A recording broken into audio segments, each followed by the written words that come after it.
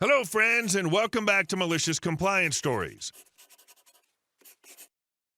Let's start our video with a story about a roommate's boundaries being pushed to the limit when his best friend's girlfriend insists on cooking lessons she was never offered, and takes things to a whole new level by nearly ruining a chef's kitchen.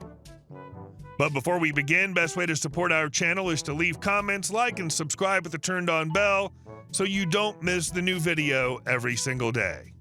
Here we go. No, I'm not going to teach your girlfriend to cook in my kitchen. I, 26-year-old male, live with my best friend Brian, 26-year-old male, in a rented house. Sometime in September, Brian started dating Cindy, 24, I think. Brian can't cook at all. He can make scrambled eggs, instant ramen, frozen pizza, that's about it. He doesn't even know how to cook rice. I, on the other hand, am a great cook and occasionally, 3 to 5 times a month, cook for him as well.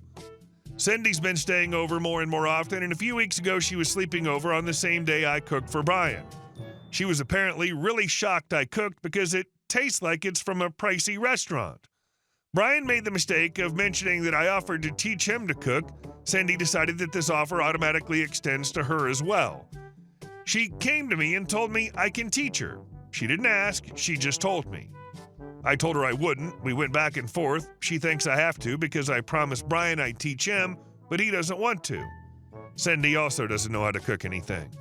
She thinks she's entitled to cooking lessons because she's dating my friend. She kept pestering me about this for almost 3 effing weeks and only stopped when I asked Brian to talk to her. Now, last week I got home and could immediately smell burnt food. I walked into the kitchen and there she was.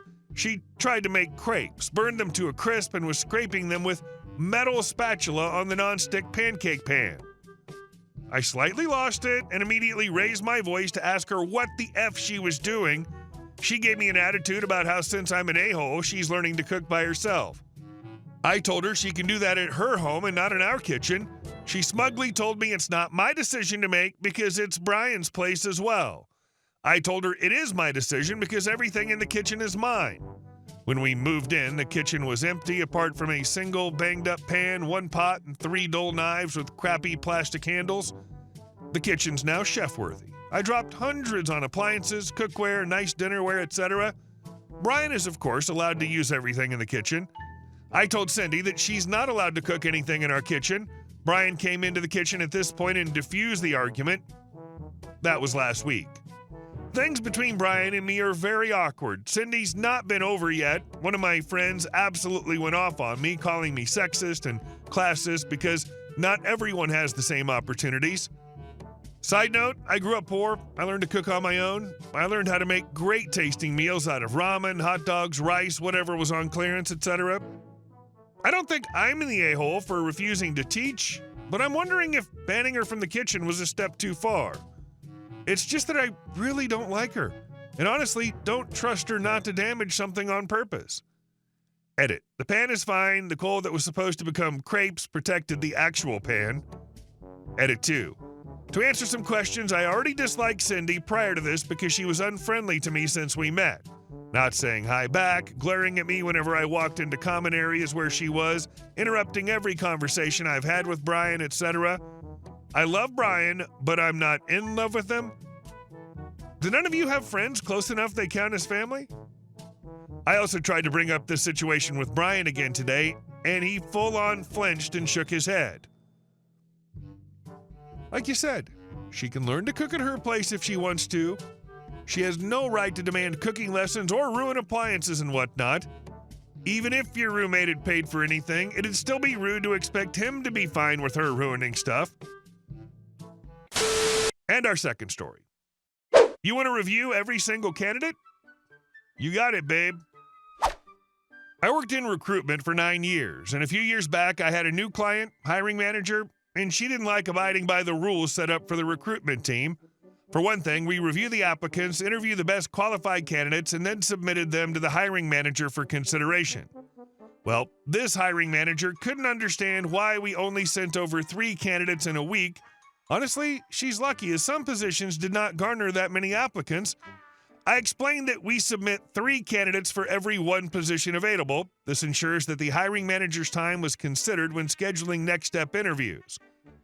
This wasn't just a standard I set, it was approved by her company's TA bosses, and frankly was standard at another place I used to work at as well. Hiring manager: that's absurd. I want to review all the candidates so I can tell you whom to pre-screen, and then you schedule their interview with me based on my availability. Me: but ma'am, you have almost 100 applicants that met your minimum qualifications. I don't think you really want to devote that much time to reviewing all of these resumes. And honestly, some of them were not that great. Hiring manager: are you not listening? Send them all over to me and I'll take care of it. Me: yes, ma'am, you got it. I'll send those over right away. I wrote an email to the hiring manager immediately after the call, restating the topics discussed by phone, and asked again if she was certain she wanted all the candidates sent to her. She confirmed. I complied and forwarded to my boss with an explanation that she will take care of reviewing all applicants and my numbers were going to be skewed for the month. I did as requested, selecting nearly 100 candidates in the system and moved them to hiring manager review. Now, what this did was send individual emails for each candidate as an update to the hiring manager, and it would ping her email every 3 days that they weren't reviewed. I smirked, knowing what was about to happen, and my rear was going to get chewed out in about a week, but it felt really good because I knew I was right. 2 days later, my boss calls and says he got an irritating phone call from this hiring manager who said she never requested this, to which they responded with the information detailed in my email. She was speechless. He let her know that I would go back into the system and back up the candidate process so it would be taken out of her to-do list, and I would continue to send over candidates that were the best fit for the role as described in our processes. I never received pushback from that hiring manager ever again.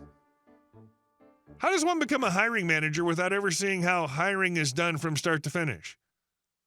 Oh, never mind. I think I can come up with a few ways. And our last story: how we defended our century-old orchard from a vengeful neighbor. For over a century, my family has cherished a small apple orchard in upstate New York. The orchard was originally planted by my great-grandparents and has been lovingly tended by every generation since. It's not just an orchard, it's a part of our history. Every fall, when the apples were at their peak, we'd host a harvest celebration, inviting friends and neighbors to enjoy cider, pies, and homemade preserves. Some of my favorite childhood memories were made under those apple trees.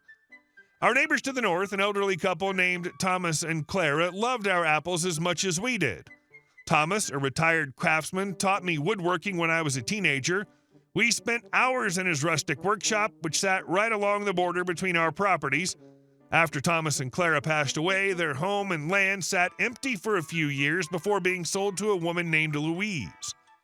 Louise arrived with grand ideas and a demanding attitude. Within weeks of moving in, she came to our door insisting we remove part of our orchard because the leaves and fallen apples are littering my yard. Politely but firmly, we explained that the orchard had been there for generations and was a part of our heritage. She wasn't pleased, but seemed to let it go, at least for the time being. The workshop Thomas had once used was a beautiful structure over 150 years old and protected under state historical preservation laws. It couldn't be demolished or altered without special permission, and any new structures had to adhere to strict regulations, including maintaining a legal setback from property lines. Louise quickly earned a reputation in the neighborhood for her complaints and controlling behavior. She filed noise complaints against neighbors for everyday activities, accused someone's dog of aggression, resulting in the dog being removed, and made a point of disrupting our harvest celebration every year. From calling the authorities over noise from our daytime band to accusing us of illegal alcohol production, despite having proper licenses for our cider distillation. Her antics eventually forced us to cancel the event altogether. Things turned malicious when vandalism began.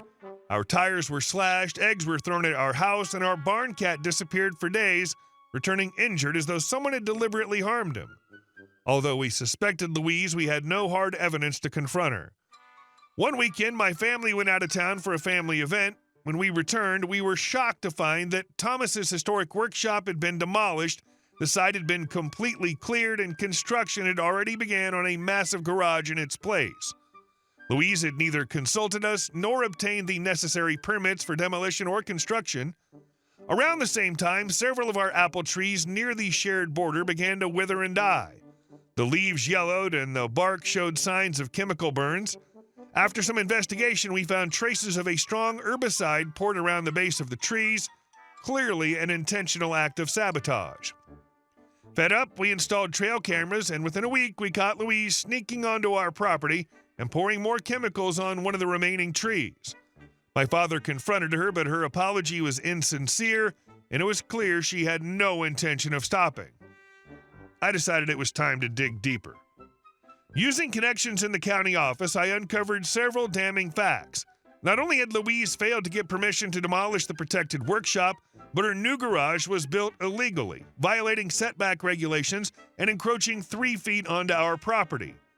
The cherry on top, the workshop had been designated a historical landmark due to its connection to a Civil War-era event.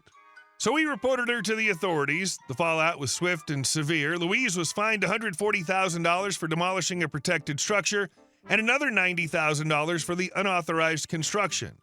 She was ordered to demolish the new garage at her own expense, costing an additional $45,000. On top of that, she was required to rebuild the historical workshop to its original specifications using period-appropriate materials, a project estimated at $160,000. With legal fees added, the total cost bankrupted her. Louise was forced to sell her property, which my parents bought, to ensure the land would remain in the hands of someone who respected it. The old workshop has since been rebuilt, and we're replanting the trees she destroyed.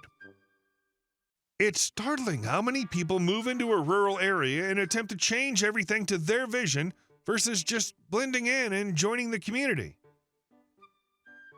Hey guys, thank you all for watching the video. I'll see you in the next one.